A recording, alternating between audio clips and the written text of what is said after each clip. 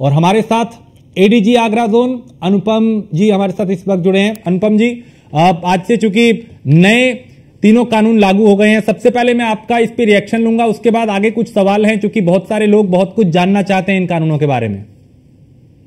जी,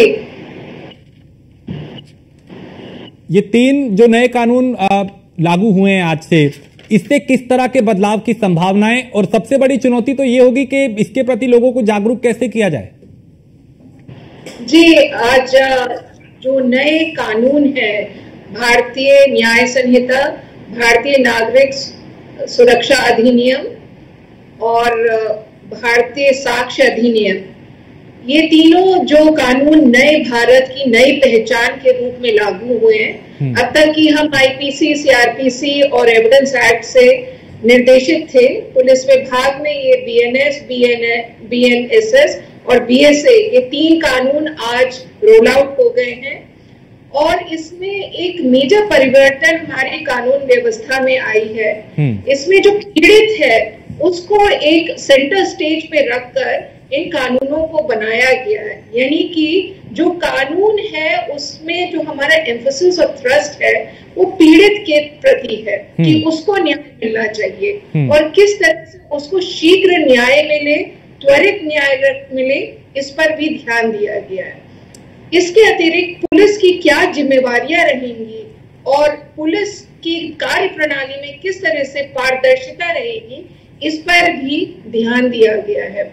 एक रूप से आपराधिक न्याय प्रणाली में जो ये बदलाव लाया गया है, ये डेफिनेटली एक बहुत बेहतर क्रिमिनल जस्टिस सिस्टम को स्थापित करेगा और जो हमारे क्रिमिनल जस्टिस सिस्टम के तीन स्तंभ हैं, यानी कि पुलिस, प्रोसिक्यूशन और जुडिशरी, उन सभी के लिए कुछ कुछ बदलाव इन कानूनों के माध्यम से हुए हैं और are all for a more effective and more just criminal system.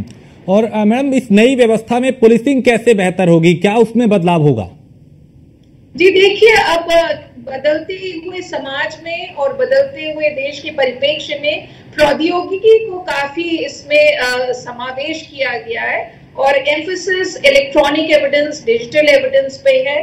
तो इससे जो पुलिस की फंक्शनिंग होगी, काफी हद तक हमको सहूलियत मिलेगी कि जो डिजिटल एविडेंस और इलेक्ट्रॉनिक एविडेंस है, हम उनको भी इनकॉर्पोरेट कर पाएंगे अपनी इन्वेस्टिगेटिव वर्क में और ये कोर्ट ऑफ लॉ में एडमिसिबल होंगे एज एविडेंस, जिससे जो कानून की रीच अभियुक्तों के खिलाफ होगी उसमें इजाफा होगा और न्याय प्रणाली मजबूत होगी। ऐसे में चूंकि अब जो डिजिटल यानी मोबाइल एविडेंस हैं वो भी पुलिस के लिए पुख्ता आधार बनेंगे, इससे पुलिस के लिए काम आसान होगा और जो पुलिस पे चूंकि कई बार कई तरह के आरोप भी लगते हैं, उससे थोड़ा उससे बचाव होगा, बच पाएंगे। बिल्कुल, पारदर्शिता ही ध्यान में रखकर केंद्रित कर, इसी बिंदु को केंद्रित कर ये एविडेंस को समावेश किया गया इन सभी लॉज में। और चूंकि जी आप प्लीज कंप्लीट कर लीजिए।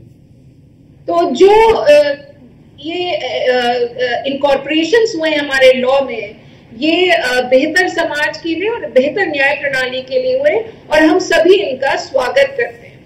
अब चूंकि अदालतों में टाइम फ्रेम भी तय होगा, मामलों में फैसला करना होगा टाइम के हिसाब से, तो क्या इससे पुलिस की जांच में और तेजी आएगी?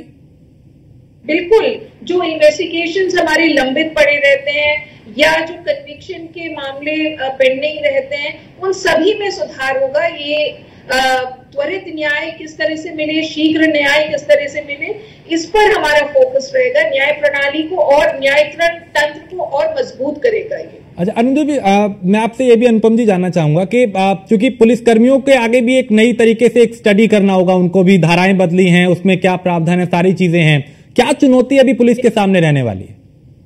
जी, ये कानून तो बदल गए हैं और जो चेंजेस आए for better and for good आए हैं, पर जो सबसे बड़ा चैलेंज हमारे सामने अभी है इसका इम्प्लीमेंटेशन, इसका एनफोर्समेंट। तो जो काफी कुछ चेंजेस आए हैं उसके लिए हम उत्तर प्रदेश पुलिस में माननीय महानिदेशक महोदय, पुलिस महानिदेशक महोदय और पुलिस शिक्षण निदेशालय की तरफ से बहुत सारे कदम उठाए जा रहे हैं और हम अपने आगरा जोन में भी ये कदम उठा रहे थे कि हमारी जो विवेचक हैं, जो हमारे पुलिसकर्मी हैं, उनको किस तरह से हम प्रशिक्षित करें और निरंतर 2-3 माह से इस संबंध में प्रशिक्षण चल रहे हैं ताकि हमारा जो विवेचक वर्ग है वो फुली अभ्यस्त हो जाए इस नए बदले हुए कानून से।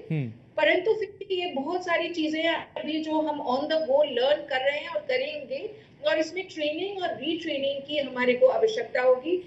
इवन अधिकारी वर्ग को भी इसमें ट्रेनिंग और रीट्रेनिंग की आवश्यकता पड़ेगी, जिसके लिए हम कटिबद्ध हैं और पूरे प्रयास उत्तर प्रदेश में किए जा रहे हैं। हमने हर तरीके से इस बदलाव के लिए अपने आप को तैयार करने का प्रयास किया है। बुकलेट्स बनाए हैं, पैम्फलेट्स बनाए हैं, इस तरह के SOPs बनाई गई हैं ताकि हम इस चैलेंज को आसानी से डील कर सकें और जो ट्रांजिशन है वो हमारा स्मूथ रहे। और आप लोगों की तरफ से कुछ ऐसी कोशिशें भी हो रही है कि लोगों को भी जागरूक किया जाए इसके प्रति, कुछ इस तरीके की आप लोग तैयारी कर रहे हैं? आज महानिदेशक द्वारा हम सभी को एक थाना पर जाकर सभी अधिकारियों से ये अपेक्षा थी कि वो एक थाना जाएं और वहां की जो जनता है उनको जागरूक करें। तो इसी सिलसिले में मैं आज अलीगढ़ के इगलास थाने में पहुंची थी, जहां के जनमानस को हमने संबोधित किया। जो विभिन्न तरह के अपराध इस कानून में चेंजेस के रूप में आए हैं उनके बारे में उनको बताया गया।